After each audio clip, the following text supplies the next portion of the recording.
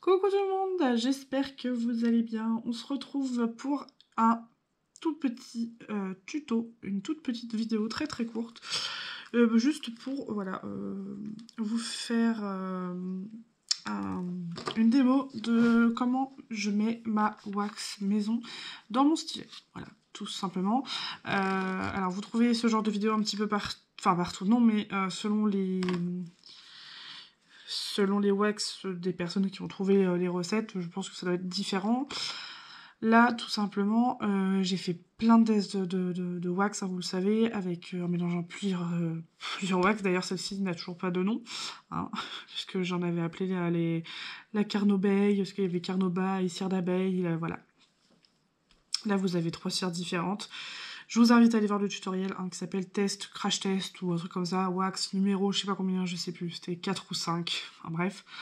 Et celle-ci, c'est la bonne, pour moi c'est la meilleure, honnêtement. J'en ai testé d'autres, j'en ai testé de différents endroits, et cette recette que j'ai trouvé, que j'ai en faisant des essais, pour l'instant c'est celle que je préfère. Moi j'utilise que ça et la Glue Dots.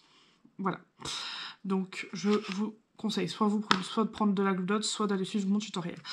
Dans la limite des stocks disponibles, j'en ai à vous fournir, mais voilà, j'en ai pas des tonnes et des tonnes.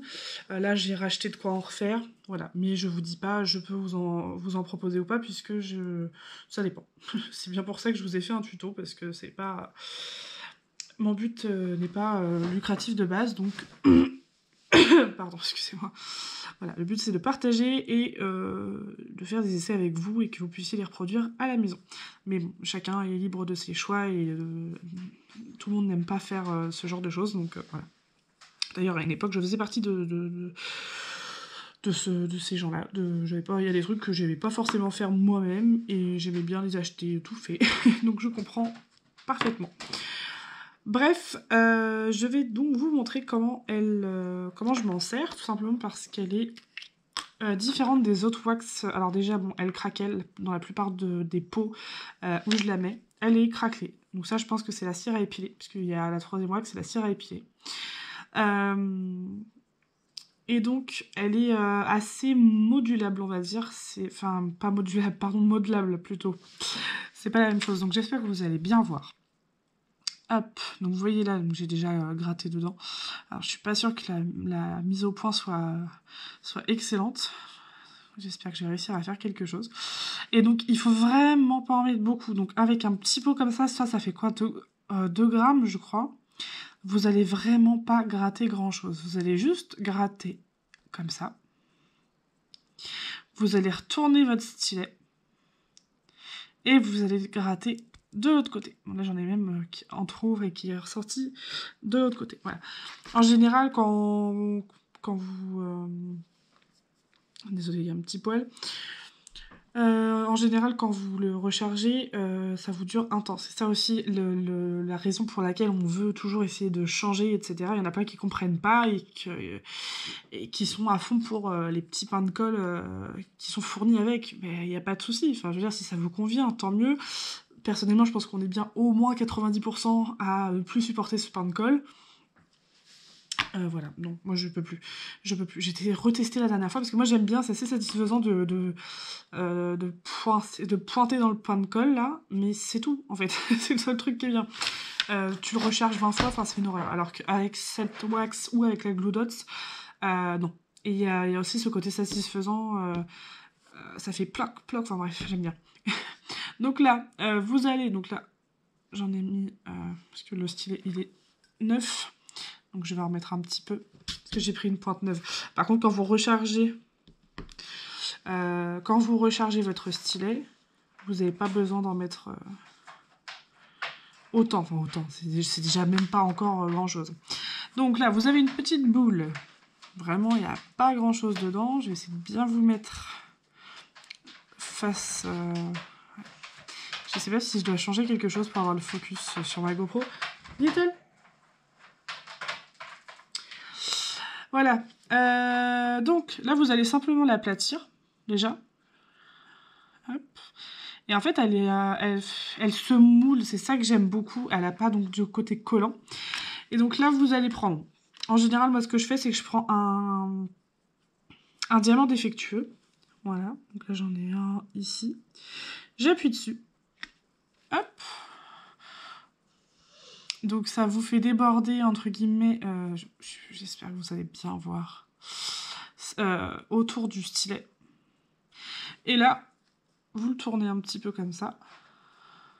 Et vous le retirez. Voilà. Donc là, vous allez avoir ça. Donc là, vous avez le diamant défectueux et l'excédent de cire. Que je jette, hein, personnellement. Et en fait, ça s'est tout bonnement moulé à l'intérieur. Donc, du stylet. Alors, je regarde s'il est bien mis. Hop. Ouais. Donc, ça, je sais pas comment expliquer en fait. Et donc avec celle-là, donc là j'ai fait un tout petit damier. Avec celle-là, ce qui est bien, c'est que il n'y a pas de dépôt. Moi, c'est ce que je cherchais aussi, parce que en dehors du fait que, bon, effectivement, vous n'avez pas besoin de comment dire, de remettre tout le temps de la colle dedans, ça c'est clair et net. Mais moi, c'était surtout le côté dépôt, quoi. Moi, ça m'emmerdait quand j'ai fait la cire d'abeille basique, la cire d'abeille basique. Certes, c'est bien, ça colle très très bien. Ça colle mieux que les pains de colle à la con, là. Par contre, non, ça fait des dépôts. Tout seul, c'est mort. Ça fait vraiment des dépôts gras, chiants. La pâte à fixe, moi, je déteste. J'aime pas du tout. C'est pareil, ça fait des... Alors, ça fait... C'est pas pareil, en fait. C'est même pas des dépôts... Je sais même pas comment expliquer.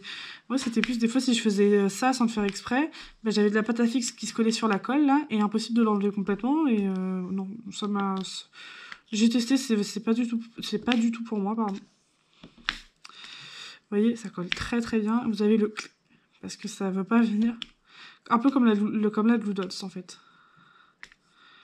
Hop, hop... Hop.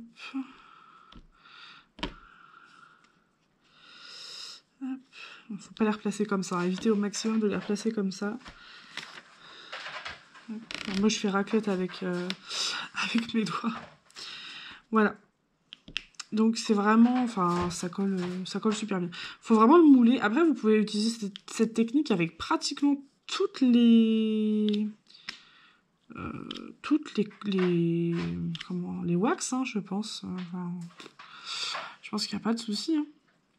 C'est la même chose pour tous. Mais voilà, ça, moi j'en mets une fois de temps en temps, je recharge, alors que je me rappelle plus du tout, parce que ça fait vraiment longtemps que je m'en suis pas servi.